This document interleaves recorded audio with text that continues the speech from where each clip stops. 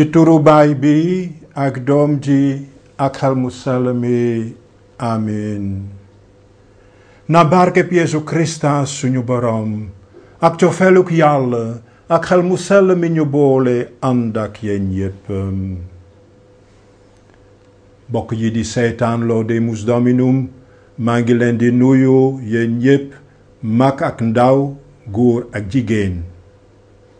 gëm naa ne Yàlla ngeek ñun di ñu barkeel lu tollook émission bi ndaxte cofeelam amul dayo duy gënaatle kenn nañu ko gëm. lu jiitu tey ci 20 dibéer ak benn ci atum A dinañu taseek Yeesu suñu boroom mi di laaj apootaram yi lu nit ñi di wax ci mbiram. waaye du yem ci laaj boobu rekk dina leen laaj ab ñaareelu laaj naan yéen kan ngeen foog ne moom la. laaj bi ñun la koy wax itam bu ñu tëj suñu xol ci kanamam.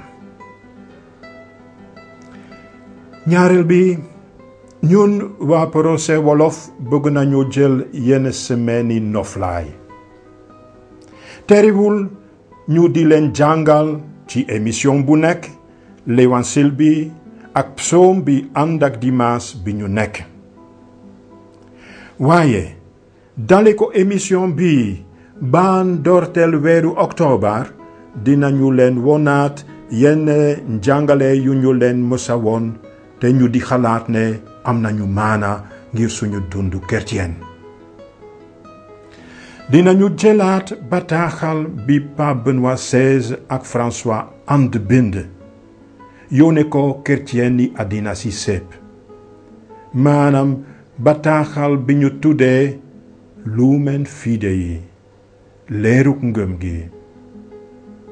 suñu njàngaleem tey dina doon ab tarjumaan, une introduction ci bataaxal bu am solo bi. ci wàllu prier avec les psaumes dinañu ñaanandook yéen psaume 138 qui est une action de grâce pour les bienfaits de Dieu. ànd ak fentkatu psaume bi dinañu gërëm ak sant Yàlla ngir ngëneel yépp yi mu ñuy defal naan borom baa ngi may defal lépp, borom bi sa cofeel ba faaw. wàllu bu mujj bi di démb ak tey bokk yi dinañu wéy di leen wonaleek suñu pape bu sell bi Saint Paul ñaareel bi. tey dinañu wone ñetteelu wàllu dundam nañu ci bàyyi xel.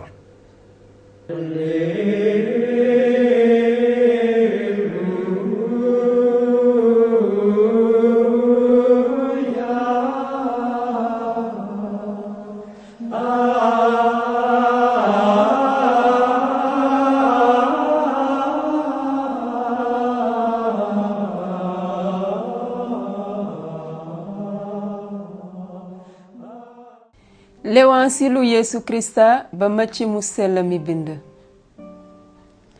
ba Yeesu àggee ca diwaanu Césarée bu Philippe mu laaj taalibeem ya ne leen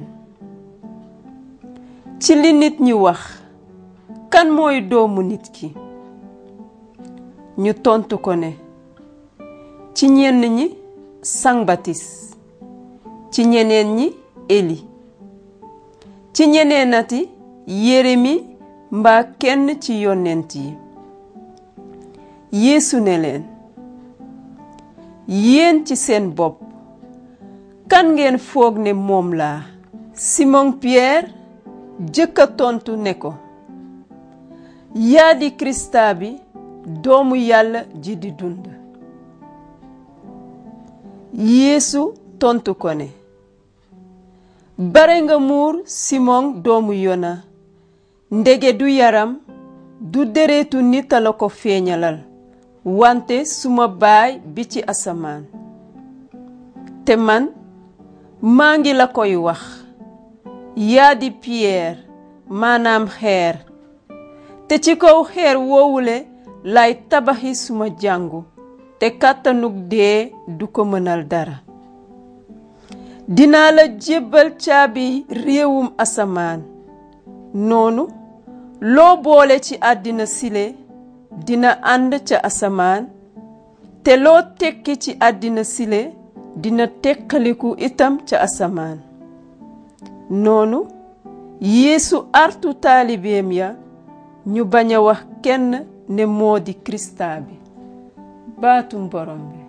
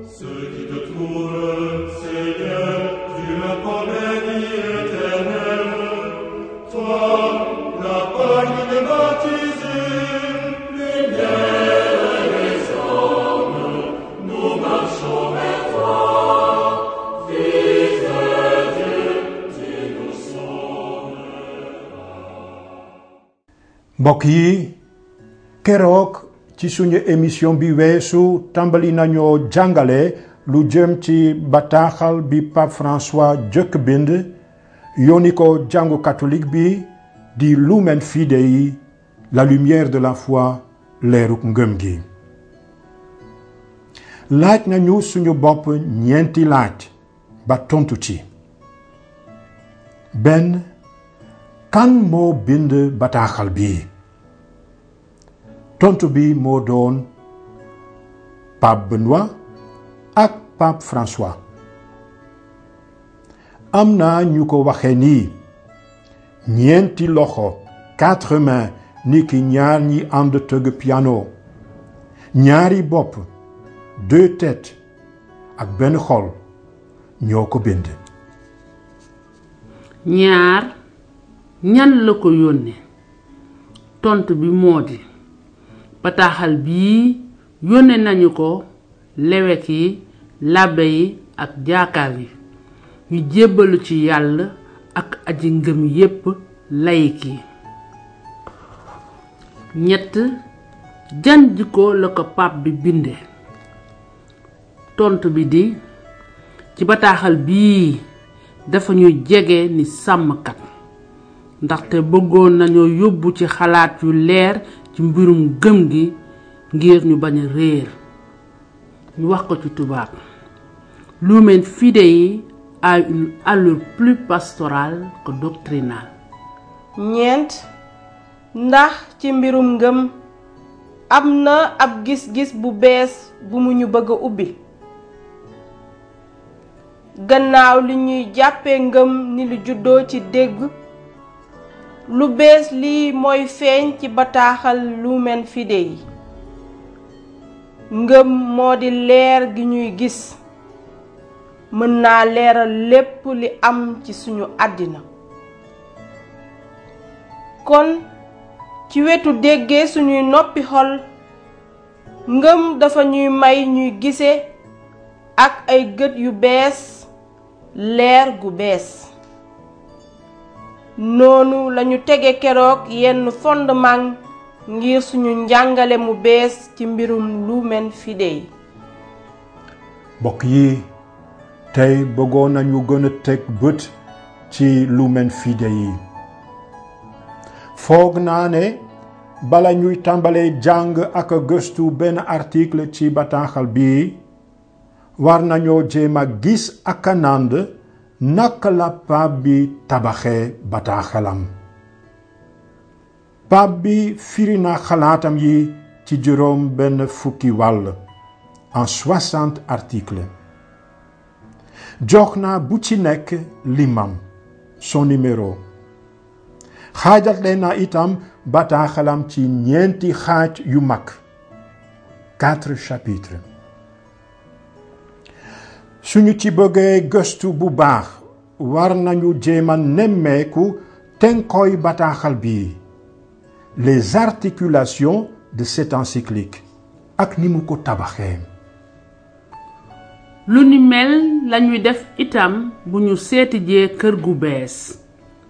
balaa ñuy dugg ci néeg yi nañu janoog kër gi dale ko mbedd mi walla ëtt bi, di wërloo suñuy gët ci mboolem néeg yépp, ba pare ñu soog a dugg ci néeg yi bennoo benn. nañu def noonu ak bataaxal Lumen Fidei di kër gu bees gu ñu bëgg a seeti. yan tenko, quelle articulation lañu ci nemmeeku, nu pape bi tabaxee bataaxalam. balaa muy bind ñeenti xaaj yu mag yi, maanaam balaa muy tàmbale jàngale di firi mbirum gëm gi dëgg-dëgg, pape bi ubbi na bataaxalam ak benn tarjumaan, une introduction qui compte 7 articles. ci tarjumaan bi, dans cette introduction, dafa ñuy teral ci bataaxalam ni ñuy terale kenn ci buntub kër, bàyyi ko mu teg tànkam ci ëtt bi balaa muy dugg ci néeg yi. ci juróom ñaari article yu mu ñuy terale ci bataaxalam, dafa ñuy leeralal lu tax mu bëgg a jàngale ko firi fànn yi ànd ak ngëm. ci article bu jiitu bi, pape bi taaj na ci suñu kanam turu bataaxal bii, Lumen Fidei, leeruk ngëm gi. tur woowu yàgg nañu ko jëriñoo, dale ko jamono yu jiitu ya ci jàngu bi. sang mu sell mi ci lewañ silam ak Pool mu sell mi ci bataaxalam ya, ñu nga daan seete ngëm gi ni dara luy ànd ak leer. ci article ñaar ak ñett dafa ñuy fàttali laaj bi ñenn ñi bokk jamonook ñun di laaj léeg-léeg, maanaam ngëm nekkul leer guy dëgg, ndaxam du leer gu ñu xalaat rekk, une lumière illusoire. dale ko article ñeent ba juróom ñaar, pape bi nee na jàmp na ñu di nemmeekuwaat ngëm ni leer guy dëgg. La foi, une lumière à redécouvrir.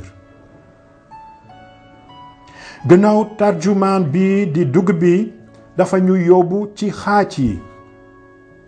encyclique bi am na ñeenti xaaj. ni ñu mënee ràññale ci suñuy yarami nit ay cër yu wute, baaraam, loxo, conc, mbagg ak ñoom seen, tudde leen ay tenkoy yaram. noonu lañu mënee ràññatle ñeenti tenko yu mag ci suñu bataaxal Lumen Fidei. pape bi ci boppam dimbali nañu ci, ngir jox bu ci nekk tur, jukki na ko ci biibal bi teg ko ci bopp bi. nañu lim léegi ñeenti tenko yooyu di ci dolli ci lu gàtt li ñu ëmb. ci boppu tenko bu jiitu bi di premier chapitre, bind na baat yi mu jële ci bataaxal ba sang mu sell mi jëkk a bind naan, gëm nañu ci cofeel gi, nous avons cru dans l'amour. ci xaaj bi la feeñalee ni doomi aadama yi di yégee ngëm, l'expérience biblique de la foi ca kóllëre gu jiitu ga, la première alliance di l'Ancien Testament, ak ca ñaareelu kóllëre ga di le Nouveau Testament. ci Yeesu Krista di seede bu takku bi, le témoin fiable, lañu gën a yëg leer gi ñu Yàlla yëgloo cofeelam. ci boppu ñaareelu tënk bi di deuxième chapitre bind naa kàddu gu Pape bi jukkee ca yonent ba Esayi naan su ngeen gëmulee du ngeen nànd. Si vous ne croyez pas, vous ne comprenez pas. ci xaaj bi Pape bi dafa ñuy woo ñu di xalaat ak a gëstu ci mbirum jëfu ngëm, l'acte de la foi. bu ma gëmee lu may def? bu may gëm ci dëgg gi ak cofeel gi ndax suma xelum nit am na ci wàll. La relation entre foi et raison. ci boppu ñetteelu tenko bi du troisième chapitre Pape bi jukke na ci bataaxal ba Paul mu sell mi njëkk a bind waa Korent naan maa ngi leen di jottali li ma jot. Je vous transmets ce que j'ai reçu. fii ci xaaj bi Pape bi dafa ñuy firil ni jàngu bi di suñu ndey ci ngëm di jotale ngëm gi. naka ngir jotali ngëm gi jàngu bi mën naa jaare yoon yu wuute waaye yoonu sacrement yi à travers la célébration des sacrements mooy yoon wi wóor. ci boppu ñeenteelu tenko bi di 4e chapitre Pape François bind na kàddu gu mu jële ca bataaxal ba ñu bind yawur ya naan Yàlla ngi leen di waajalal ab dëkk. Dieu prépare pour eux une cité. ci xaaj bi Pape baa ngi wone ne ngëm du mbirum man dong ak Yàlla rekk. ngëm ak lépp lu mu ëmb am na njëriñ lu rëy ngir mbooleem nawle mi ak dëkk bi. leeru ngëm am na maanaa ba leeral nu ñuy àndee dund sunuy kóllëre yépp ci biir njaboot yi, ci gox yi ak dëkk yi, ci réew yi ak diggante yi réew yi. La foi chrétienne contribue au bien commun de l'humanité. ci tënk mën nañoo wekk xaaj bu nekk ci benn baat ngir fàttaliku leen bu baax. xaaj bu jiitu bi gëm ci cofeelu Yàlla. ñaareelu xaaj bi gëm dafay ànd ak nànd. ñetteelu xaaj bi gëm yemul ci man war naa ko jottali. ñeenteelu xaaj bi gëm ngir tabax dëkk bi. mbokk yi foog naa ne ndànk-ndànk ubbil nañu leen bataaxal bu leer bii te rafet di Lumen Fidei. émission yi di ñëw dinañu ci dellusi saa su nekk ndaxte bataaxal bii ëmb na ay yiw yu bare ngir chrétien yi ak ñu dul chrétien. mbokk yi ci émission bi di ñëw dinañu tàmbali ak article bu jiitu bi.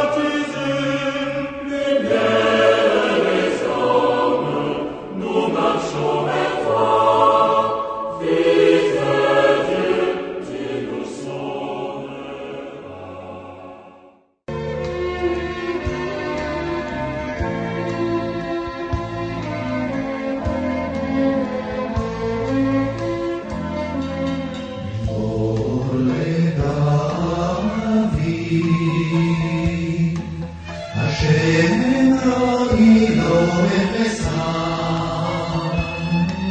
Bimor deshe Yar bitzini Atem od yenareni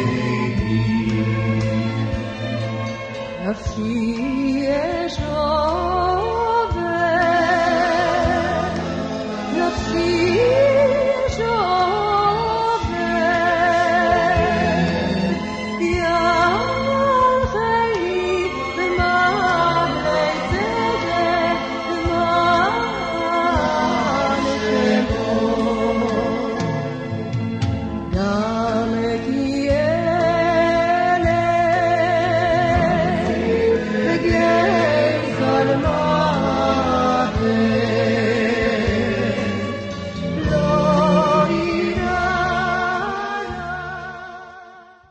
borom bi maa ngi lay gërëm ci sama xol bépp dégg nga baati jibe sama gémmiñ maa ngi lay woy ci kanamu malaaka yi maa ngi sujjoot jublu ci sa jàng bu sell bi maa ngi sant saw tur ngir sa cofeel ak sa dëgg ndege dangay teg ci kaw lépp saw tur ak saw kàddu bés ba nga àddoo ci sama woote yokk nga suma doole fit buuri àddina si sépp yaa ngi lay gërëm bu ñu déggee say kàddu gémmiñ dañuy woy yoonu borom bi ak jolli ndamal borom bi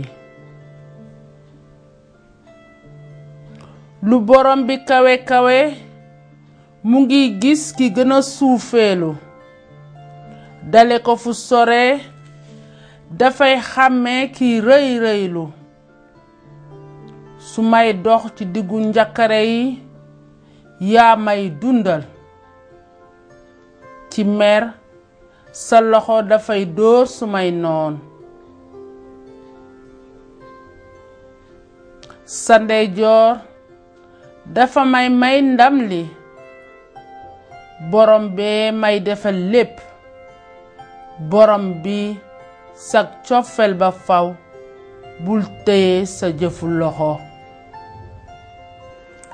De tout mon cœur, Seigneur, je te rends grâce. Tu as entendu les paroles de ma bouche. Je te chante en présence des anges. Vers ton temple sacré, je me prosterne. Je rends grâce à ton nom pour ton amour et ta vérité, car tu élèves au-dessus de tout ton nom et ta parole. Le jour où tu répondis à mon appel, tu fis grandir en mon âme la force. Tous les rois de la terre te rendent grâce quand ils entendent les paroles de ta bouche. Ils chantent les chemins du Seigneur. Quelle est grande la gloire du Seigneur. Si haut que soit le Seigneur, il voit le plus humble. De loin, il reconnaît l'orgueilleux. Si je marche au milieu des angoisses, tu me fais vivre. Ta main s'abat sur mes ennemis en colère. Ta droite me rend vainqueur. Le Seigneur fait tout pour moi. Seigneur, éternel est ton amour. N'arrête pas l'œuvre de tes mains.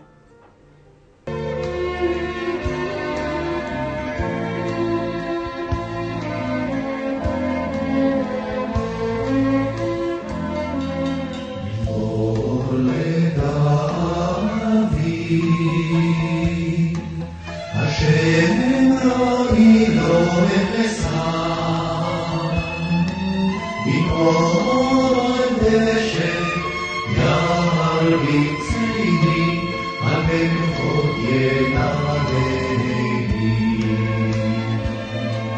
נפשי אשובך, נפשי אשובך, יחי במעלה צדק, במעלה שמו. גם תהיה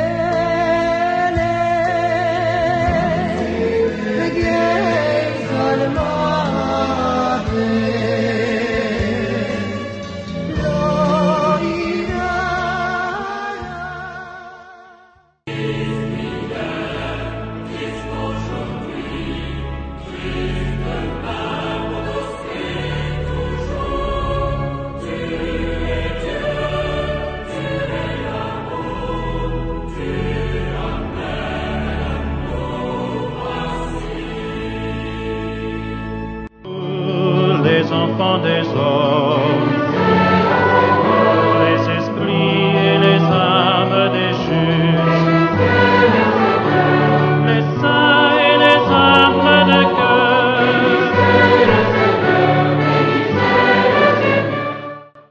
soppe yi ñuy seetaan gannaaw ñetti wàll yi ñu leen wonale ca la xewoon lépp ba mu juddoo ca Wadowice sa atum 1920 ay jaar-jaaram ca réewum Pologne ba mu faloo fa labbe ca 1946 ñu mujjee ko tànni leweku Cracovie ca atum 1958 Pape Paul VI def ko cardinal ca atum 1967 te mu mujjee wuutu Pape Saint Paul bu jiitu bi ba mu génnee àddina ca atum 1978 tey ci ñeenteelu wàll wi leen ñu jagleel Pape Saint Paul ñaareel bi dinañu wéy ci wonale leen ak yenn xeex yi mu daan xeex ngir jàngu bi wala yelleefu doomu aadama nañu tàmbali ak xeex bi mu doon xeex mbootaayu xeet yi maanaam les Nations Unies.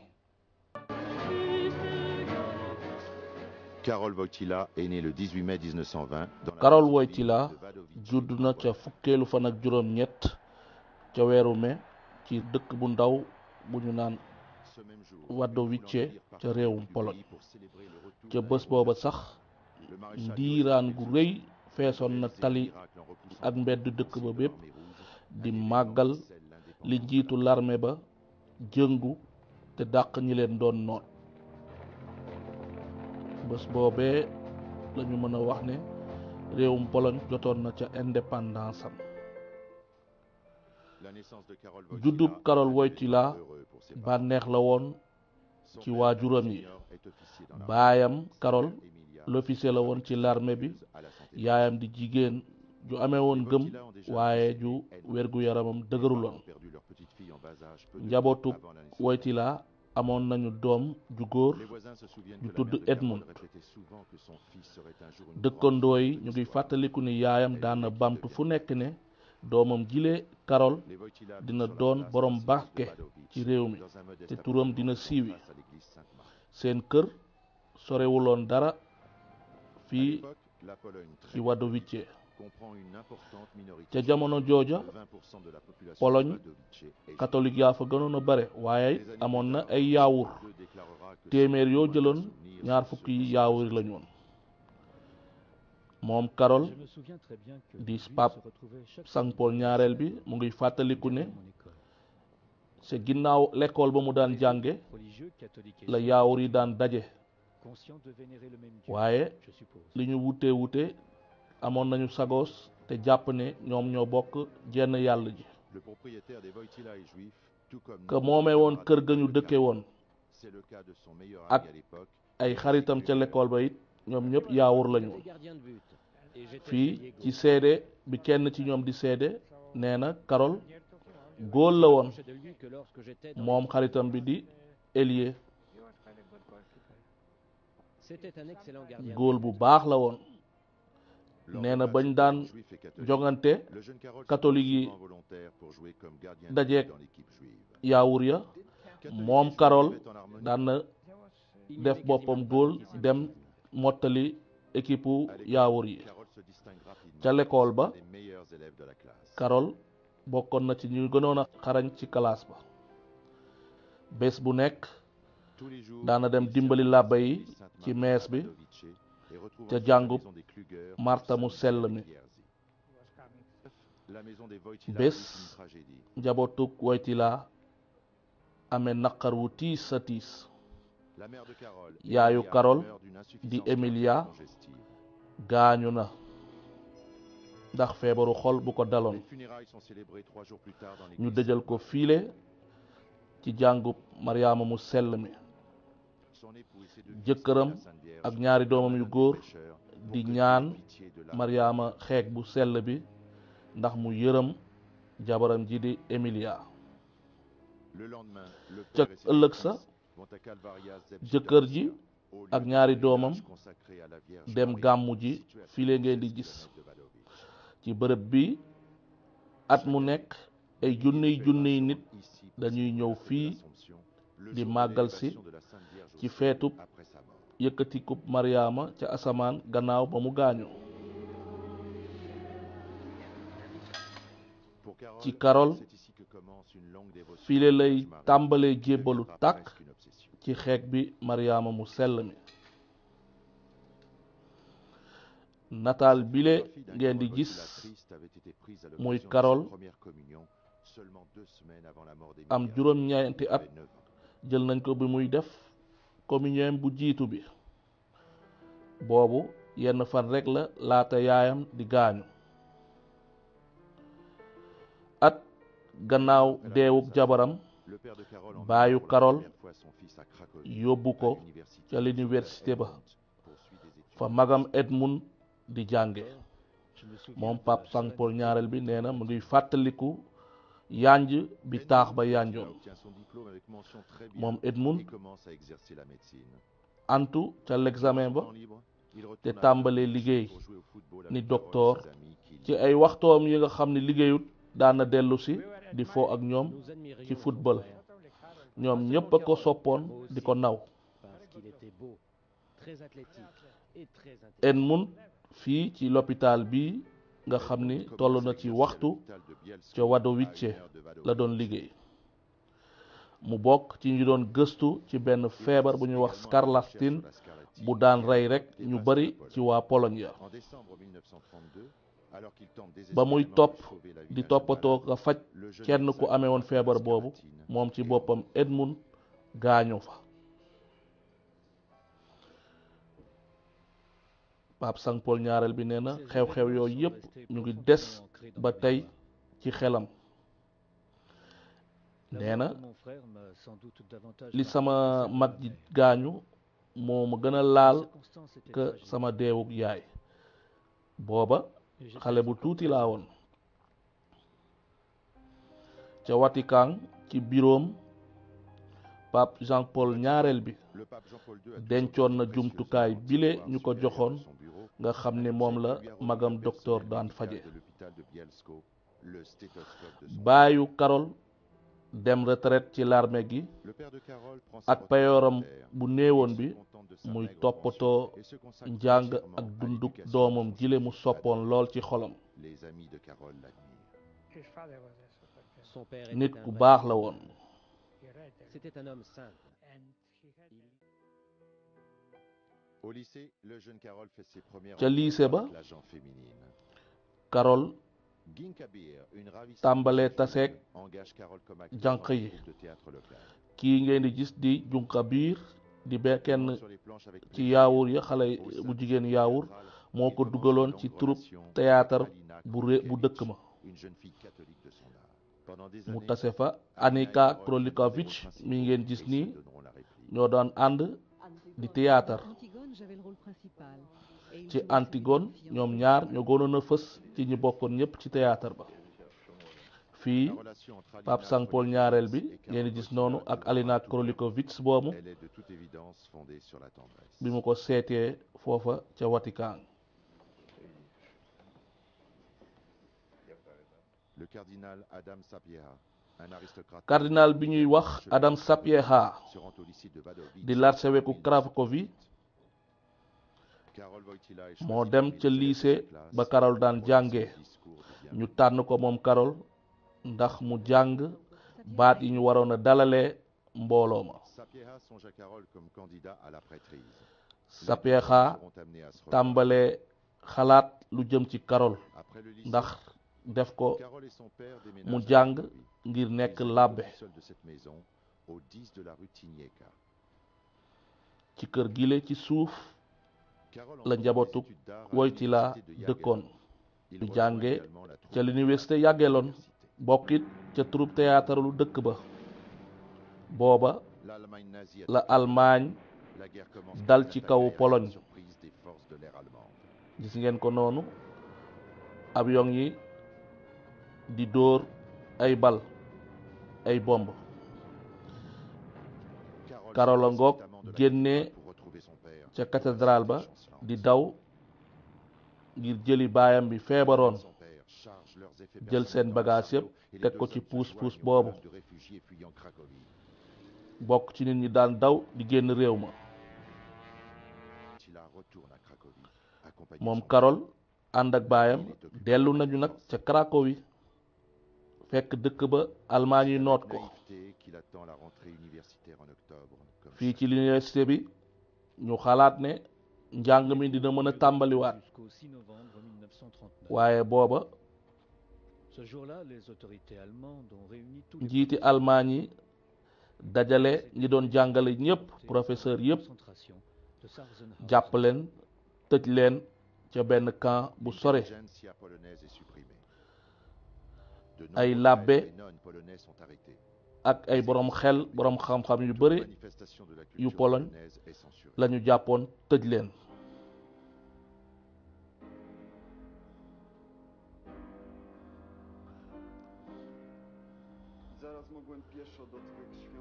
fii nag moom Karol ànd ak jànq bi la ñuy wax Alina ñu ngi fësal fii seen jëfu fippu di def théâtre bu ànd ak musique di jàng ak a baamtu ay bàkki réewu Pologne ngir nit ñi dikkoon foofa di leen seetaan si. ñu ngi ko daan def ngir defal leen.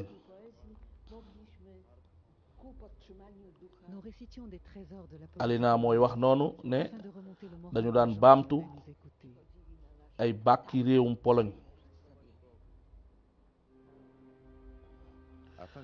ngir bañ ñu jàpp ko te yóbbu ko bitim réew fa ñu leen di tëj wala di leen noot ci liggéey. moom Karol soobu woon na fii ci liggéey di toj doju calcaire ndax ñu yóbbu leen ci benn usine bu ñuy wax Solvay muy liggéey ay waxtooy waxtu ci tàngoor wu kéemaane te ñu jox ko sasu teg nile dynamite ngir toj xeer wa.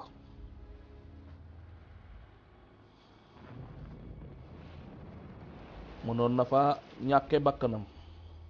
Un jour, j'étais présent lors de l'explosion d'une charge. Karol Karol était très résistant. jàmbaar dëgg la woon. am na xaritam buy seede ni yaakaaroon nañ ni Bien au contraire. liggéey bile dina ko rey wala mu jële ci laago waaye daf ca gënewoon a amee doole. bés mu ñibbi ci file fekk baayam gaañu ci seen kër fii.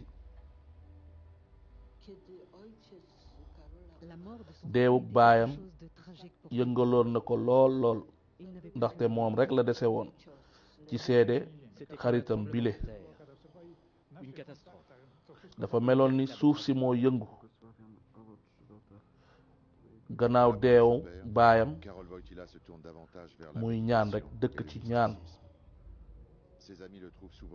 dañ ko daan fekk rek muy ñaan yu metti tëju ci néegam. waaye ñoom ñëpp waaru woon nañu keroog bi mu leen yëgalee ne dafa bëgg doon làbbe.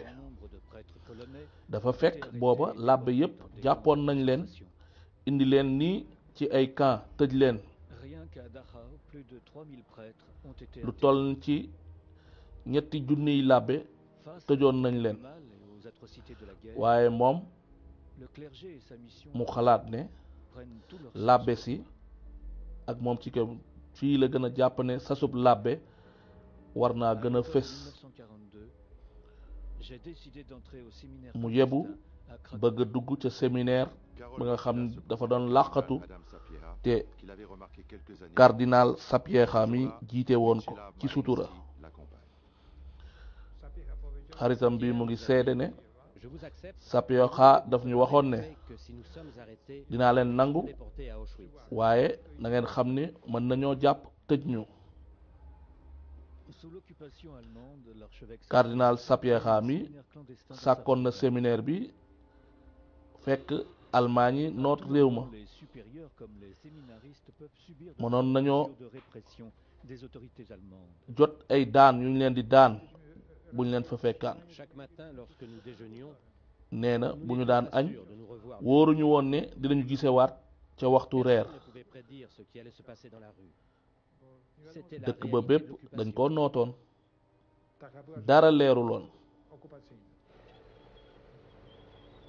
ca weeru août ca atum 1944 Au numéro 10 de la rue Tinieka, soldaar yaa nga doon dugg ci kër yi Carole se cache dans son di seet nit ñi di wër nit ñi di leen jàpp apeuré, il prie. moom Carole mu nëbbu rek Pour une raison ca seen kër bi newoon ca suuf ne descendront pas tëdd nii ci suuf Carole aura la vie sauve. xamul woon lan moo taxoon ba jàppuñu ko lan moo taxoon ba Allemagne dugguñu ca seen kër ca sa suuf Pendant la rafle des Polonais en août 1944, Carole dévale les ca rues atum 1944 ci bés bile muy daw sol Le cardinal yére ba mu daan liggéeyee ordonné au séminaire ak ay dàll yu ñu yettoon ak bant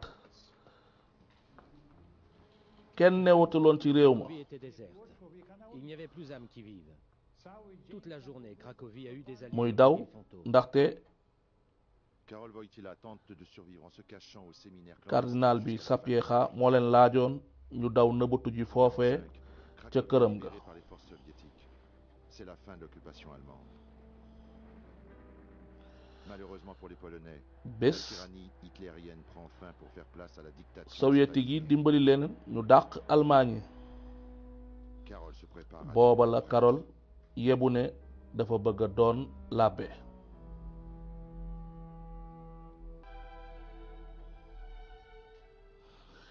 ca weeru novembre 1946 dans la chapelle privée de la résidence ci de jàngu Sapieha à Cracovie. biir këru Carole Wojtyla Sapieha est bile prêtre par l'archevêque mu yebu ne day nekk làbbe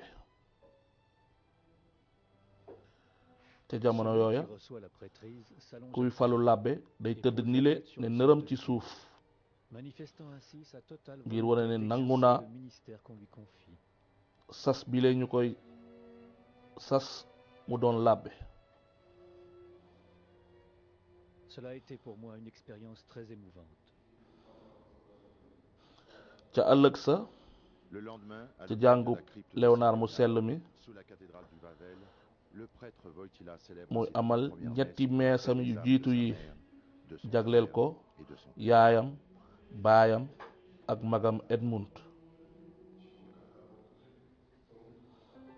gannaaw bañ ko falee làbbe Le père Carole Wojtyla doit se rendre Père à Rome Carole pour poursuivre ses études de gannaaw ga théologie. ca Rome Il arrive en Italie à la ci fin ndaje du mu mois de jiitu novembre mi mu 1946, teewe woon et sa première visite à Rome am fait lu sous ko référence yëngaloon à lool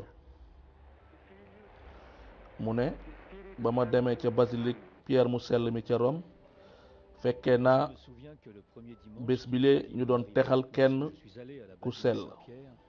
J'ai assisté à une cérémonie mu de gis béatification Pie à XII laquelle le pape a bi ñu proclamé un bienheureux. tegoon ci gàngune bile Pie XII portait sur la sedia gestatoria. muy jàng file Pendant 2 ans, lu tolloog Carole ñaari Wojtyla at assiste à des conférences à l'Angelicum à Rome.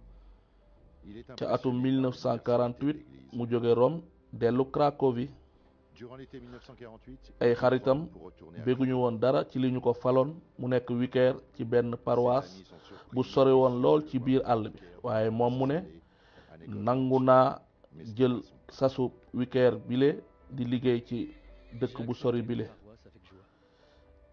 duggoon na ab kaar mu wàcce ko te benn borom saret yóbbu ko ci diggu àll bi wàcce ko tegtal ko yoon wi mu jaare ca tool ya ci jamonoy ngóobte la woon mu mujjee àgg ca paroisse ba sujjóot foon suuf sa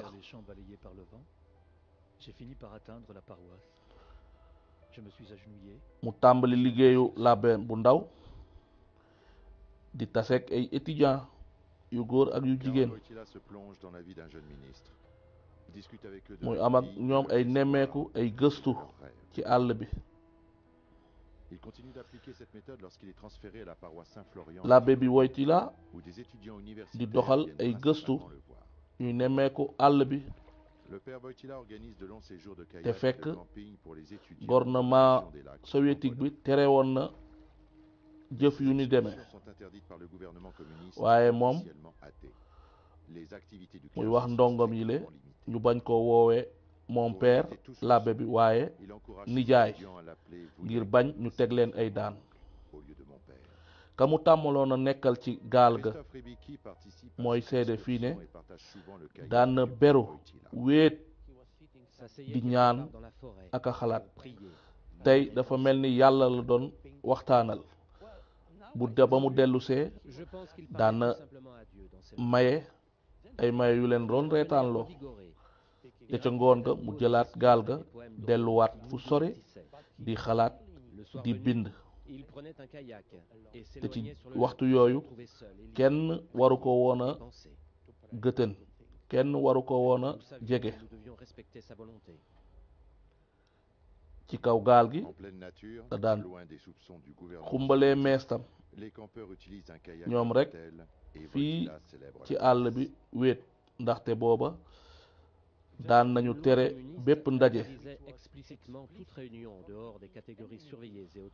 looloo taxoon ca njëlbeen ga ñuy nëbbatu di doxal yooyu ndaje ak mees yooyu ci jamono yooyu it la dogal jóge ca Rome ñu tabb ko ni l'évêque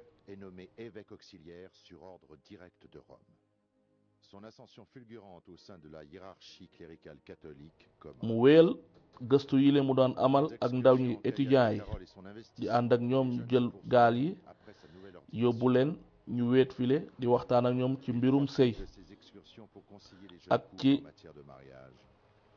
lu jëm ci ni góor ak jigéen war a sëyee loolu lépp mu bindoon ko ci ay téere yu mu tudde cofeel ak sas bi ku nekk war a mottali ci biir sëy qui seront publiés dans un livre intitulé Amour et responsabilité.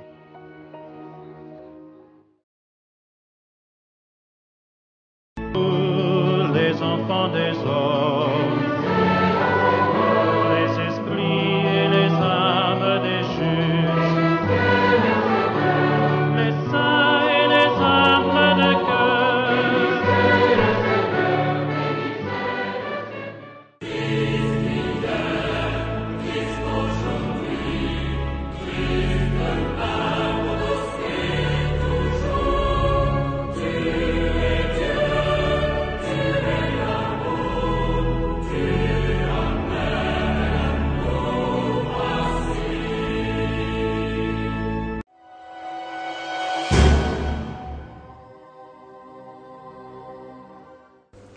mbokk yi ñuy seetaan niki ci l'évangile tey bi Yeesu dafa ñuy laaj ñun itam naan yéen ci seen bopp kan ngeen foog ne moom laa yaakaar naa ne ku nekk dina ko jéem a tontu di wax ngëmam ci moom jéem a wax sa ngëm ci ay kàddu yu néew te leer yiw la barke la sudul noonu dañuy wëraalu ci lu lëndëm ndaxte ni ñu ko dégge ci njàngale mi ngëm dafay ànd ak leer lumen fidei leeruk ngëm gi mbokk yi maa ngi leen di yéene yéen yépp leer ak cawarte ngëm ci jàmm